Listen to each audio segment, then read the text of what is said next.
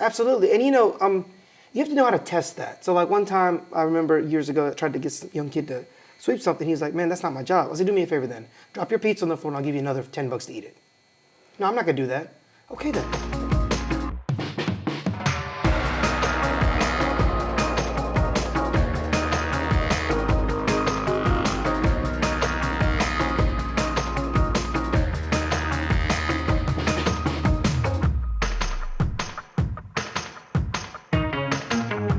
All right, welcome back to Next Step. Today we're here with Milan Patel, who is a local business owner.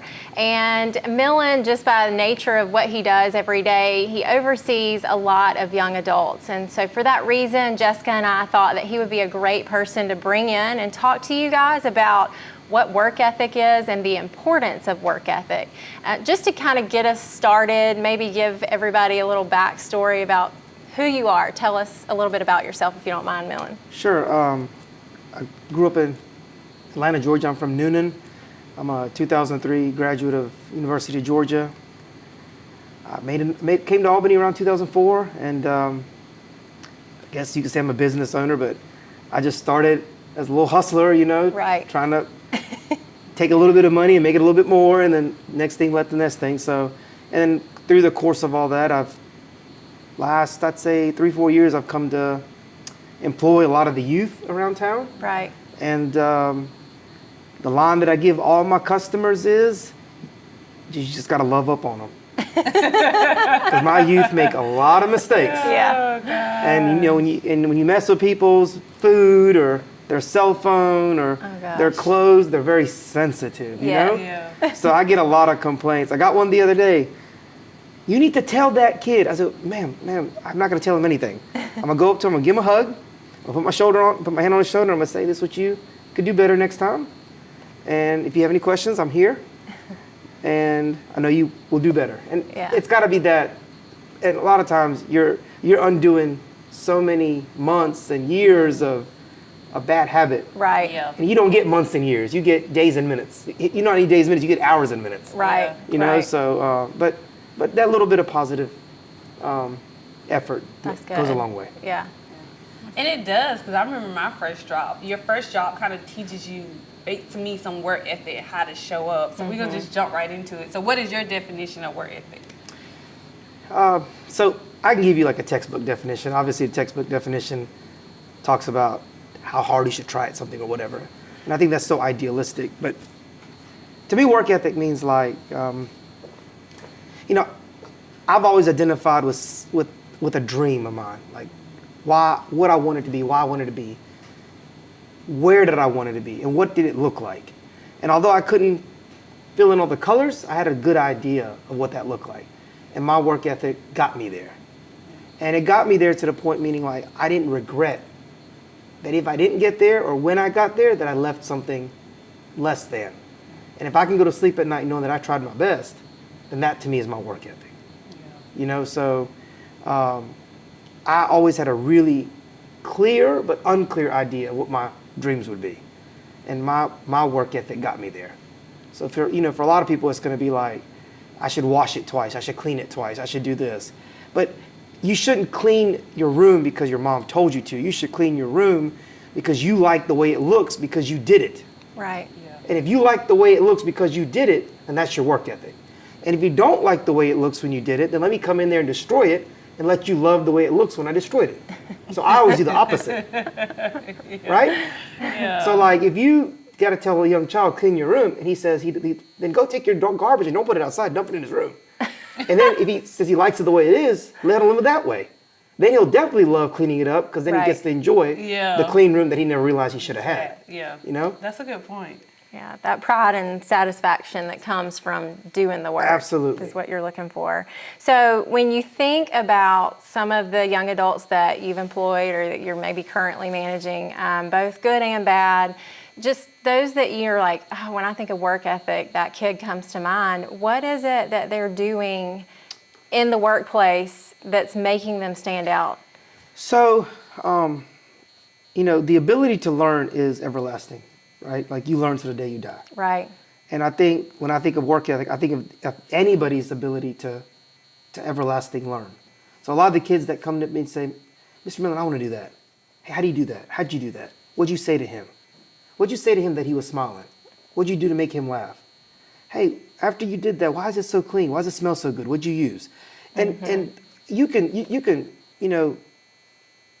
ask questions on a lot of things. Like, I have a 4-year-old son, and about a year and a half ago, he saw a dump truck, and he's like, how does it do that?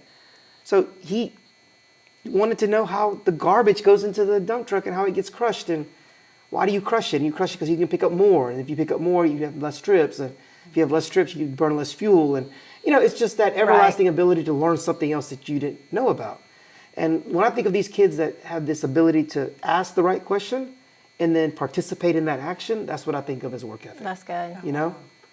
It's like initiative. That's when you're talking about the kid that takes initiative. They're like, hey, how did you do that? How can I do that? What steps I need to take? That's right. That's initiative instead of, they're waiting for you to come to them and say, you need to do this. They're coming to you. Right. That's that spark that you're looking for. Like, okay, I can invest in that kid because they're wanting to be invested in. They're hungry for information and how to learn. And that is really important when you talk about work ethic. Definitely. When you think of like something, let's say a customer comes into one of your food businesses and they say, these are very common questions we get. They'll say, is this gluten-free? A lot of kids don't know what gluten-free is. I mean, because that's a little bit of an adult concept, right? Unless you have some type of allergy. But most of the time, gluten-free is associated with health. That health is with some type of a caloric intake, whatever, right? So they'll be like, Melon, is this gluten-free? What's gluten? I say, hey, gluten's like a wheat. Like, it's like it's a byproduct of like a carbohydrate. So when somebody's gluten-free, they don't want to eat some type of bread. Why would you want to do that? Well, it's a health benefit. As you should look it up. Look up gluten-free. So like, is bread gluten-free? Mm-mm. But like meat is. Cheese is, so like then you have to, that kid that then takes it upon himself to research why that is, that I deem as work ethic. Right. Because then, then you may think, man, we got about 6 different people every day ask for gluten-free, maybe I can open up a business. Right. You have to connect the dots. Yeah. And that's what our generation did real well. Right. We saw something that was missing and we connected that dot and we said, oh, let's do this. Let's try this. And this young generation, which is, it's good and it's bad, but you can quickly get it, you forget how hard it is to get it. Right? Like when we had to look up, so we had to go to Encyclopedia Britannica, flip that page, go to page number 16, item number 18, and read this much of a paragraph to figure out this much of an answer. So it was a different time. And then guess what? When we tried that hard, we didn't get the answer we wanted. So then it referenced you to another book at another page. Right? So it was just a different laziness involved, right? I shouldn't say laziness, I would say privilege. There's a different privilege today than it was back then. That is true. Yeah. That is so true. So do you think you can evaluate someone's work ethic through an interview question? And if so, explain. Like when you guys are interviewing for one of your businesses, what are some of the things you're looking for that way? So I don't interview anybody. Okay. And I'll tell you why. Because I think interviews are staged. Okay? Yeah. And I don't mean that as like a conspiracy theory, but I think interviews are no different than good behavior and the best behavior and poor behavior, right? So I'm someone that loves to discuss. I love to I shouldn't share some of these stories because then y'all gonna know my tricks, but because then the people will figure out what I do. But like, you have to find instances to evaluate someone. So if I gave you change back in a transaction, I'll give you back an extra 10. And I'll see how you behave. But if I lose that 10, I gotta be okay with it. Gotcha. So you have to not interview someone, you have to almost test someone. Because interviewing is staged. You can always tell me what I wanna hear. Right. Like if you look on any dating website, everybody loves to travel, they love to cook, they love family time, and whatever. If that's the case, why we have so many divorces? Because they all love the same thing. Yeah. So I'm a big believer interviews are slightly staged. So what I want to see, like, I'll ask you a question like, what's your favorite movie? And why? And if you say something like, something very family oriented or something that had a story behind it or a success, or a trial and tribulation, and then you can, match it together. That tells me a lot about yourself. Like, one of my favorite movies is Bad Boys, because I think you can't do anything in life without somebody on your side. So that tells me that I would, hopefully I would share my story with someone that I believe in camaraderie and friendships, and that you got to go with life with someone on your side. But you wouldn't think that you can get that answer by asking someone what their favorite movie is. Right. Yeah. You know, so those are the kind of things that I would ask. Yeah. Because I don't think you'll give that information up very loosely. That's true. Right? Without thought. Right, without much thought. Yeah. Like if your favorite movie has to do with like tyranny and killing like hundreds of people and getting joy from it, then I gotta watch you a little bit. You know? Maybe I don't need to hire you. You know, I gotta watch you a little bit. I can be like, why does Red that flag. give you so much joy? Yeah. And what do you enjoy about that? Yeah. But then like, I mean, it was one of our movies, our generation. You remember Morgan Freeman's Lean on Me? Yeah. Oh, And if yeah. that don't I give love you a Morgan good, Freeman. if that don't give you Yeah. like some warmness in your heart, like I tell this generation, you gotta watch that movie. Yeah. A little that's bit, the part. it's a little bit, there's a little disconnect with some of the times. Right. But the message is universal. Yeah. You know? I love the piece of just, hey, I'm gonna slide this TNT you, whether you give it back. That's such a character thing. Yeah. That speaks such volumes, whether you take it or lose it. You're like, if I lose it, I still got the information I got need. the If I information I get it need. back, I still got the I got the information I need. Look, So- if you lose it, you would be losing that's minimal in Yeah, the grand scheme of things. Yeah. You Like, how probably much lose a lot better do you more. feel that Yeah. you figured it out? Yeah. I don't know if remember that came to your class that time. I don't know if it was your class. Remember that young man that I gave that Georgia hat to? Yes. Okay, his father saw me at Lowe's the other day, and he recognized me. He said, "Hey" to me. Aw. This was 3 days ago, and he told me, thank you for, Yeah. the lesson that you gave to other kids, and that was my son. I said, your son was the one I gave that Georgia hat with. Well, if you remember, I had some money in that bill, Yes. and he gave it back to me. Yes. And he said, you had $500 in that bill. I said, yeah, I mean, I knew it was in there. Now I said, in that one, if he in the case, if he tried to say, I said, no, it's in there. You got to give that one back. But as soon as he saw it, he gave it right. you Yeah. know. I mean, and then he was very pleased with the hat. Remember? Right. He fashioned that hat all Yeah. day. He was proud of So it. he was proud of it. So you got to just have different ways of. And testing sounds so bad because it almost seems like, who am I to test someone? But it's not who am I. I have to. We all have to have that sense of satisfaction. Yeah. In our own way, individually. Yeah.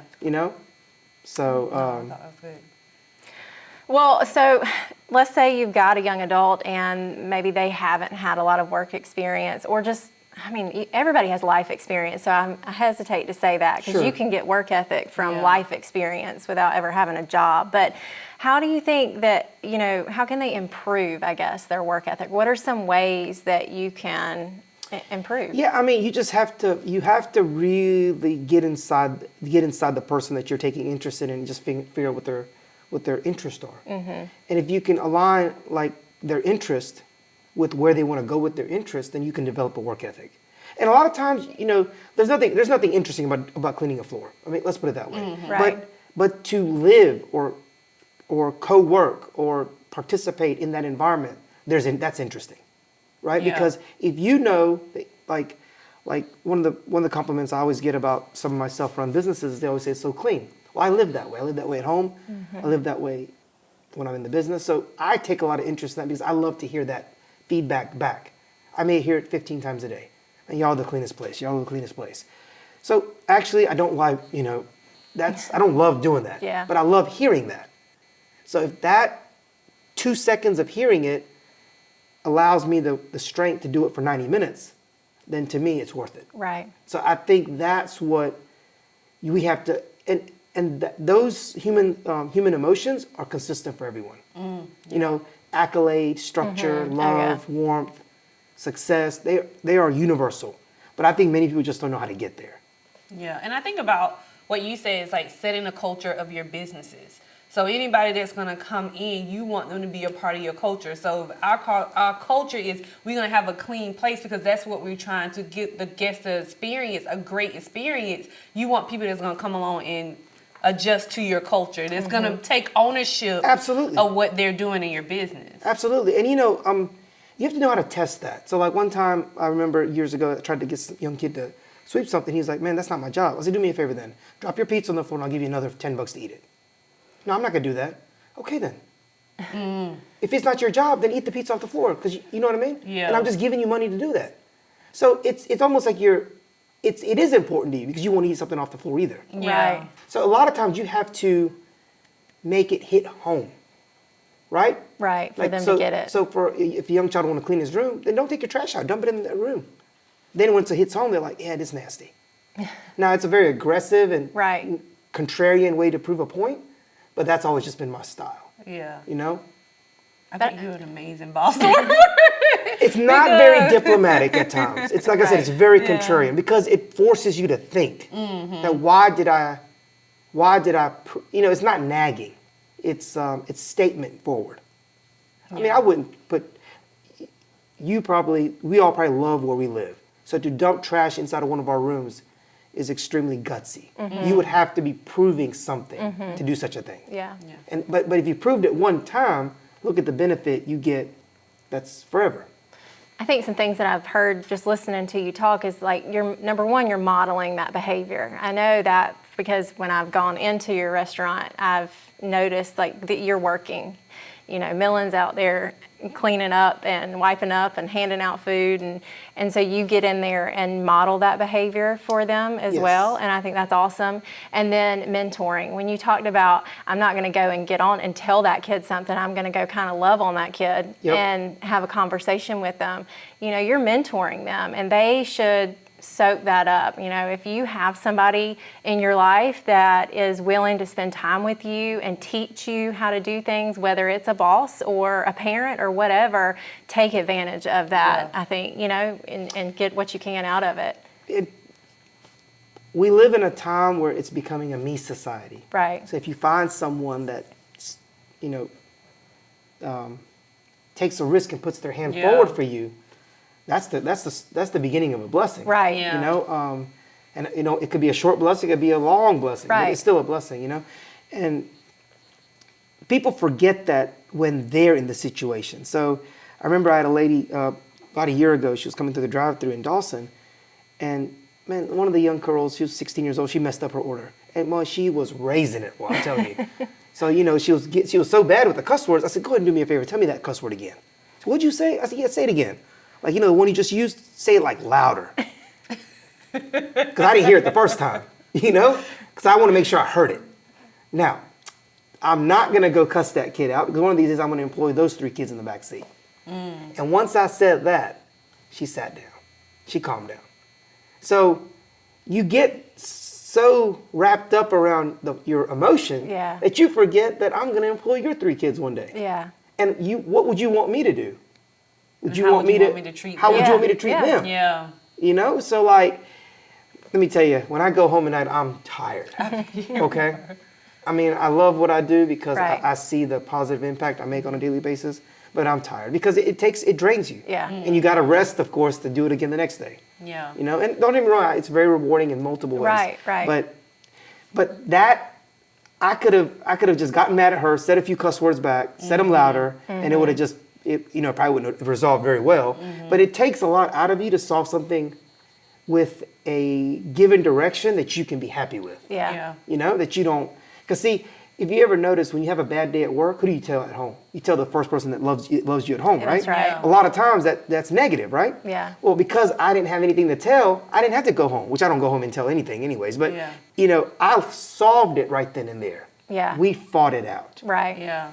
And that's very important. Yeah, and I love what you said about, well, both of you guys said, one about the blessing, and 2, I think I've worked from some really great people, and I've worked some really horrible people at times, and that's just life. You're going to work for great leaders, and you're going to have the chance when you're going to work for people that are not so great. But I took on at an early age to think, I always look at people, do I want to lead like them or do I not want to lead like them? Like, what can I take from this situation that'll make me better, and what, if I'm in the leadership next time, what can I take from this? I do not want to do that. And I feel like, Melon, you're that person that I pray that everybody under you would be like, I want to lead like that. Yeah. So a lot of my kids always come back to me. Like one of my kids, we're allowed to use names, right? Sure. A little bit, okay. So I got a young man that I'm just real fond of. I've known him from like 4 years old, just through, you know, coming, whatever, seeing him in the community. But like, and one of my kids, Blaine Strickland, which I knew him before Miss Courtney, but man, he comes back and sees me all the time. His dad knows me real well. He's always, so you know, he's giving me a very special tribute to how I was able to bring him out of a shell. Yeah. And that's all it took. Just, one day I remember the most defining thing I ever said to him was, he said something one day when he was running a little line, and he was kind of controlling 3 lines. So he was like the leader, and he wouldn't speak up. So I went up behind him and I said, did you say this right? He goes, yes. I said, did you do it right? He goes, yes. I said, then speak up. Because people need to hear you speak up. Because if you're right, let other people know it. Benefit other people, right? Yeah. Help them in their task. And you'd be surprised what a year and a half in the right situation can change what you do in your next step in your life. Yeah. Because that's all it is. It's Yeah. not being in one place forever. I hope I'm not in one place forever. You're not in one place forever. Right. But you just want to be the best you that you can be every day. Yeah. And how you show Absolutely. up. How you show up. So we can talk about this all day. I know I can, but we want to thank Melon for joining us on this episode. We hope that you can take something from it, and just as you go into the workforce, just show up and be your best. And I promise you it will pay off. So thank you guys, and we'll see you next episode.